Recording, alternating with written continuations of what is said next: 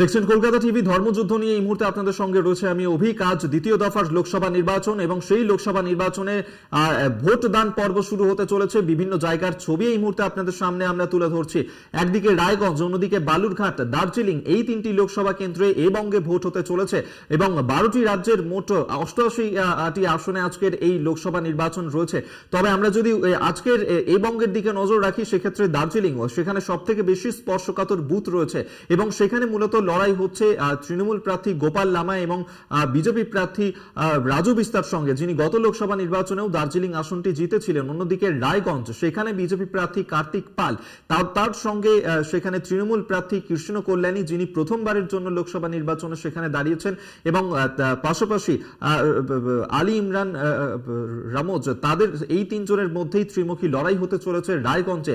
অন্যদিকে যে বালুরঘাটে, সেখানে মূলত লড়াই হচ্ছে বিজেপি সুকান্ত মজুমদার, অন্যদিকে বিপ্লব মিত্র, তার সঙ্গে রায়গঞ্জের সেই ছবি দেখাচ্ছি। রায়গঞ্জে আলী ইমরান রামোজ তিনি প্রার্থী হচ্ছেন এবং পাশাপাশি সেখানে কৃষ্ণ কল্যাণী, রায়গঞ্জের তৃণমূল প্রার্থী, তিনি সেখানে তৃণমূলের হয়ে এই বছরের লোকসভা নির্বাচনে লড়ছেন।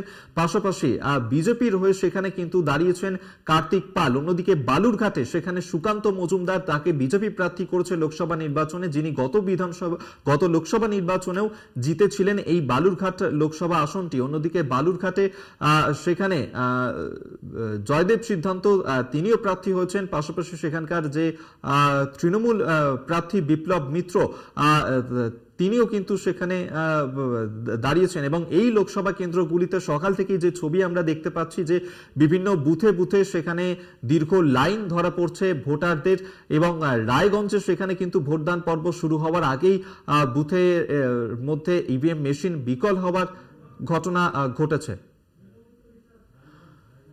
আমরা রায়গঞ্জের নিয়ে এই মুহূর্তে বিস্তারিত জানবো। বিক্রমাদিত্য বিশ্বাস এই মুহূর্তে আমাদের সঙ্গে টেলিফোনে রয়েছেন প্রতিনিধি। বিক্রমাদিত্য, এখনো পর্যন্ত ভোট দান পর্ব শুরু হয়নি, শুরু হতে চলেছে। তার আগেই রায়গঞ্জের বুথে আমরা দেখতে পেলাম যে ইভিএম মেশিন বিকল হওয়ার ঘটনা ঘটেছে।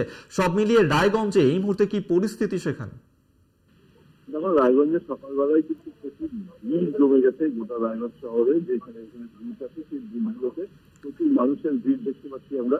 এবং যাতে কোনো রকম অপ্রীতিকর ঘটনা না ঘটে, সেই জন্য কেন্দ্রীয় বাহিনী এবং রাজ্য বিশেষ সশস্ত্র বাহিনী কিন্তু সেখানে রয়েছে।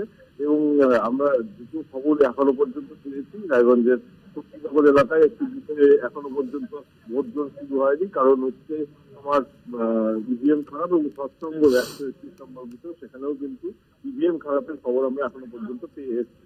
এই ঘটনার পরে আরো আজকে জানিয়ে দিই, কৃষ্ণ কল্যাণী আর কিছুক্ষণের মধ্যে ভোট দেবেন। অপরদিকে কালিয়াগঞ্জে কার্তিক চন্দ্র পাল, তিনি তার বুথে ভোট দেবেন এবং আলী ইমরান রামোজ, তিনিও কিন্তু তার বুথে সকালবেলা ভোট দেবেন। এবং এই পর্যন্ত খবর আছে, এই খবর ভোট দেওয়ার পরেই তারা কিন্তু তাদের বিভিন্ন অঞ্চলগুলি দেখতে শুরু করে দেবেন। এছাড়াও তোমাকে জানিয়ে রাখছি, এই তিন প্রার্থীর কিন্তু লড়াই এবার রায়গঞ্জের হাতঘাট দিয়ে আমরা লক্ষ্য করতে পারছি। কে কোন দিক থেকে জিতবে সেটা একটা নতুন সমীকরণ হয়েছে। তিনজন যখন প্রার্থী সঠিক থাকে এবং তিনজনের যদি একটা সংগঠন থাকে, সেই হিসাবে নতুন কোনো সমীকরণ বেরিয়ে আসে কিনা সেটাও একটা দেখার বিষয়।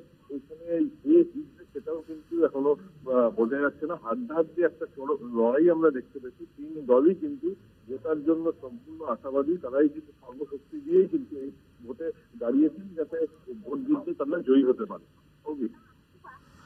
ধন্যবাদ তোমায় বিক্রমাদিত্য বিশ্বাস, আমাদের সঙ্গে টেলিফোনে ছিলেন প্রতিনিধি। সেই আপডেট আপনাদের সামনে আমরা তুলে ধরছিলাম। রায়গঞ্জে সেখানে কিন্তু ভোটদান পর্ব শুরু হচ্ছে এবং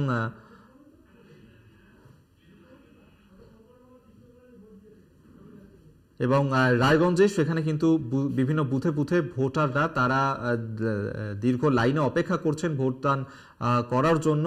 এবং এই রায়গঞ্জ লোকসভা কেন্দ্র, সেখানে সবচেয়ে বেশি কেন্দ্রীয় বাহিনী মোতায়েন থাকছে।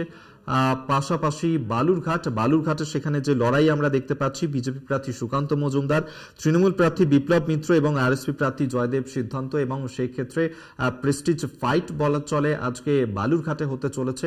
এবং সুকান্ত মজুমদার, তার হয়ে বিভিন্ন হেভি ওয়েটরা তারা প্রচার করতে গেছিলেন।